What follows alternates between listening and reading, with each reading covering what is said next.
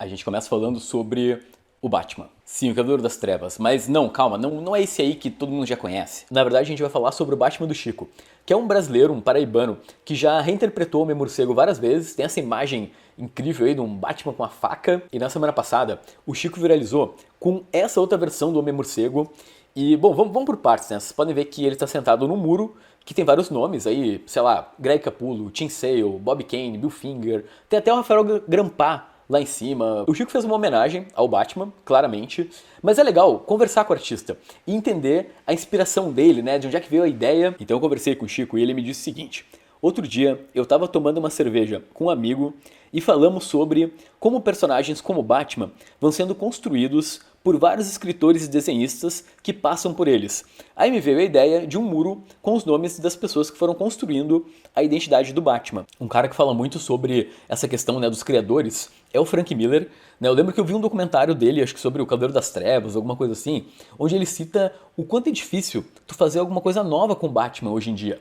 Cara, pensa que são décadas das maiores mentes, um esgotamento criativo absurdo pra a gente ter esse personagem que a gente tanto ama. Vamos elogiar aqui o nosso querido paraibano, porque ele colocou o nome do Greg Capullo no muro, mas não colocou o do Scott Snyder. Então tá lindo, muito justo, muito justo. Olá, tudo bom? Eu quero dizer que eu tô numa vibe muito feliz com esse canal, porque finalmente saiu o Guia dos X-Men, deu um trabalhão, mas eu sinto aquela sensação de dever cumprido, sabe? Nossa, vocês não fazem ideia o trampo que foi para até editar bonitinho, mas ficou um espetáculo. Eu quero agradecer muito ao Guilherme, pô, sem ele eu nunca teria conseguido fazer, e também agradecer aos nomes que tem aqui na tela, porque sem essa galera eu jamais ia conseguir parar e me dedicar, porque vocês sabem que eu sou meio detalhista, eu curto tudo bem editadinho, eu até coloquei algumas trilhas, que é uma coisa que eu não faço muito. Eu tô feliz. Ah, lembrando que aqui na descrição do vídeo tem também o clube de leitura do Catarse, eu vou deixar a programação bonitinha, e vamos lá, vamos lá. Ah, peraí, tu já apertou no botão do like? Não? Tá? Obrigado. Valeu. A gente começa falando sobre o catálogo Panini para novembro de 2023, que não vai ser exatamente comentado aqui. Você sabe que tem um vídeo específico e tudo, com pesquisa, etc. Mas eu quero falar sobre Senhor dos Milagres, o Senhor Milagre do Tom King com Mitch Gerads. É impressionante a comoção do público brasileiro com esse gibizinho. Vocês devem saber que lá em 2019, quando ele foi lançado, teve toda uma polêmica, tudo por conta da Panini ter feito uma venda exclusiva no site naquele período, aí os leitores foram questionar, a Panini disse que o problema é que os distribuidores não se interessavam pelo produto, teve todo um rolo. Essa foi uma treta que ajudou a divulgar o gibi. Então as pessoas passaram a conhecer o Senhor Milagre, e claro, ele já é um quadrinho muito bom, ele ganhou 3 Eisners quando foi publicado, mas é um caso que pra mim que a treta ajudou a impulsionar aqui no Brasil, porque a comoção é muito grande. Tipo, eu sempre posto, né, os lançamentos que eu tenho, a edição antiga da Panini no Instagram, Twitter, e é muita gente celebrando aí a nova edição de luxo que esse quadrinho vai ganhar em novembro. Né? Claro que a Panini também está publicando por conta do Mitch e do Tom King, que vão estar na CCXP. A única ausência confirmada do catálogo, que me deixou meio triste, é que, galera, pô, podia ter os X-Men do Hickman no encadernado, né? Pô, vai estar o Pepe Larraz, que é o desenhista. Mas enfim. Mas tu aí do outro lado, tu tava na época da treta do Senhor Milagre, como é que foi? Tu já leu o gibi? Tu é uma das pessoas apaixonadas aí por esse quadrinho? Agora vamos falar sobre o efeito ônibus, que tá dominando o mundo. Sim, sim. Na semana passada saiu uma matéria muito interessante no Comics Blog, que é um site francês sobre comics. Que se não sabe, comics é o quadrinho norte-americano, só que na França. E a matéria leva a crer que o leitor de Marvel e DC da França está dando cada vez mais preferência para o formato ônibus, para as edições de luxo. Então nesse momento do vídeo a gente vai traçar alguns paralelos entre o mercado francês e o brasileiro, e aí ao mesmo tempo a gente vai ver alguns mitos aí sobre o preço dos quadrinhos. É bom lembrar que a gente está falando do mercado francês, que é um dos maiores mercados do mundo, que consome muito, mas muito quadrinho produzido na França e na Europa, né, nos países vizinhos, e ao mesmo tempo eles consomem muito, mas muito mangá. Mas é um mercado que também, de uns tempos pra cá, tem consumido cada vez mais Marvel e DC. Então esse papo de que francês torce o nariz pra gibi de super-herói, isso é papo de 15, 20 anos atrás, né? Isso tem mudado. Essa matéria que eu vou comentar é escrita pelo Arnaud Kikou, e eu espero estar pronunciando certo, porque eu posso estar ofendendo ele, mas o objetivo do texto é discutir o quanto o aumento que teve nos quadrinhos lá fora mudaram ou não o panorama de vendas do mercado francês. Eu acho que tu ouviu bem. Sim, teve aumento de preço por lá, e é impressionante, porque é um paralelo muito claro, com o Brasil. O preço do quadrinho subiu por conta de logística, matéria-prima, né, tipo aumento do papel, aumento da tinta. E aí, através de gráficos, ele vai mostrar que não, o aumento do preço não está afetando as vendas. O que está acontecendo no mercado francês é uma mudança no leitor de comics. O ponto aqui é que o formato padrão mais tradicional de lá, que é a capa dura, papel de luxo, etc., que vai custar entre 10 e 20 euros, ele está aos poucos perdendo espaço para outros dois formatos, que é o mais barato possível, tipo abaixo de 10 euros até abaixo de 5, ou o luxo, que aí vai acima de 30 euros e o céu é o limite. Esse formato mais barato seria tipo a nossa revista dos melhores do mundo da Panini, sabe? Uma mensal, bem simples. Esse tipo de quadrinho é vendido em comic shop, em banca e em supermercado. Ônibus, edição de luxo. Tu vai encontrar na livraria ou na comic shop, assim como no Brasil.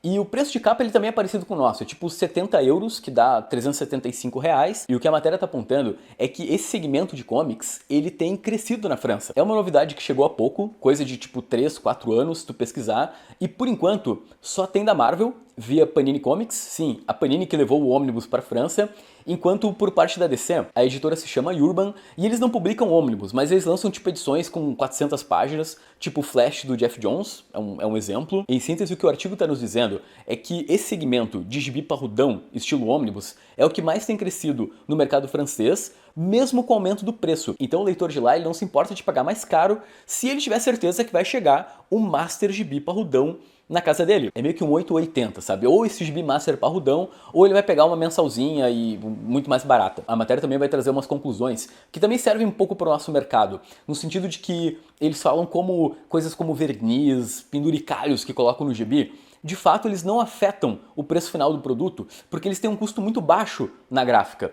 E é algo que a gente discute muito aqui no Brasil, sabe? O leitor dizendo, pô, pra que todo esse luxo, esse verniz? Quando na verdade isso vai impactar, tipo, centavos no preço final. Aí o artigo termina com um balde de água fria aí pro leitor de comics, né? Dizendo que o aumento de preços, ele é um processo natural. Se a gente levar em conta principalmente o fato de que os insumos todos estão subindo, então é meio que não tem muito o que fazer. Eu achei legal que eles citam também que como é importante, né, como a cadeia de produção de quadrinhos tem muita gente envolvida, então que é importante que essas pessoas sejam bem pagas. Então isso também acaba subindo o preço do quadrinho, né? Mas então é isso, o grande vilão no mercado francês não é o preço.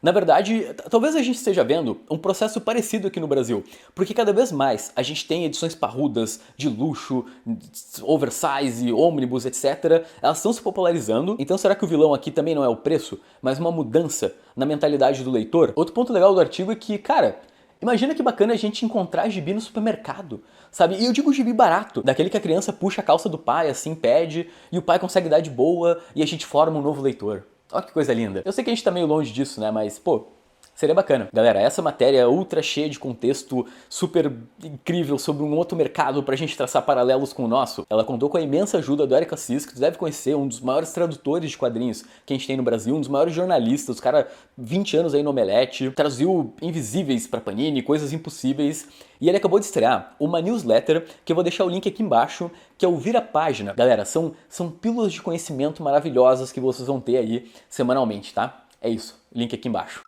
Tá, o mercado de quadrinhos brasileiro só consegue falar de um grande nome, que é um grande nome aí dos quadrinhos mundiais, que é Alejandro Jodorowsky. A gente está tendo uma sequência de lançamentos desse autor, Pipoca Nanquim, Veneta, Conrad, Comic Zone, e agora eu tô nesse momento mágico, onde eu vou poder anunciar um título desse chileno maravilhoso que vai sair em breve no Brasil pela Comic Zone. Eu tô falando de Sangue Real, quadrinho lançado originalmente em 2010 pela editora francesa Glénat, com o roteiro do Jodorowsky e desenhos do chinês Doug Ziliu. Cara, olha o desenho desse quadrinho, que negócio absurdo. É basicamente um Game of Thrones, só que tipo 10 vezes mais depravado, sanguinolento. E deixa eu ler pra vocês a sinopse da Glénat, porque os caras sabem vender um quadrinho. Olha isso, uma tragédia shakespeariana que retrata a alma sombria de personagens que estão assombrados por pesadelos de fogo e sangue e habitados pela obsessão da vingança. Então, basicamente, é uma história sobre um rei traído e um amor impossível. A Comic Zone lança ainda esse ano Sangue Real no Brasil, numa edição integral, bonitona, e em breve eu volto aí pra gente falar mais sobre esse lançamento. E a DC, ela não cansa de revirar o lixo do Alan Moore, como guaxinins, segundo ele mesmo definiu aí os editores da DC. Tá todo mundo muito empolgado para a nova fase do Flash, que vai ser desenhada pelo brasileiro Mike Deodato Jr., que já teve uma primeira imagem divulgada numa vibe completamente diferente, né, do padrão das histórias do Velocista. Eis que essa semana, ou semana passada na verdade, o Cy Spurrier, que vai ser o roteirista desse gibi, ele comparou, né, ou na verdade ele meio que recomendou a nova fase dele do Flash para pessoas que gostaram de Mortal Hulk e a Saga do Monstro do Pântano do Alan Moore. Isso gerou alguma polêmica, né? Porque, pô, o cara... Eu não gosto muito dessa postura de ficar citando outras obras às vezes, porque tu cria uma expectativa no leitor meio surreal, né? Ele também postou no Twitter uma imagem de divulgação dessa nova revista e ele pergunta, né, o que é um Strange Attractor? Então, que é eu não vou explicar aqui, é um master conceito matemático e ninguém sabe muito bem o que esperar, porque o protagonista dessa revista, né, pelo menos no começo, vai ser o Wally West, que tecnicamente é o Flash feliz. E, caraca, essas imagens não parecem muito felizes. Eu só tenho uma expectativa, que quando a Panini lançar no Brasil, ela continue lançando em revista mensal. Porque tá muito bom de acompanhar o Flash, sabe? Tipo, não é um mix, não é um monte de publicação que tu não quer ler. É meio que só o suco do Flash que tu tá afim de comprar e é o que tu pagou pela revista. Ô Panini, vamos lá. Mike Deodato desenhando. A gente precisa disso bonitinho no Brasil. Então tá acabando mais uma edição desse programinha.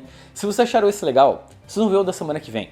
O da semana que vem ele vai... quer dizer, de domingo. Eu tô preparando algo muito bacana, tá? Muito obrigado pelo teu like e até o próximo vídeo, tá? Valeu, valeu.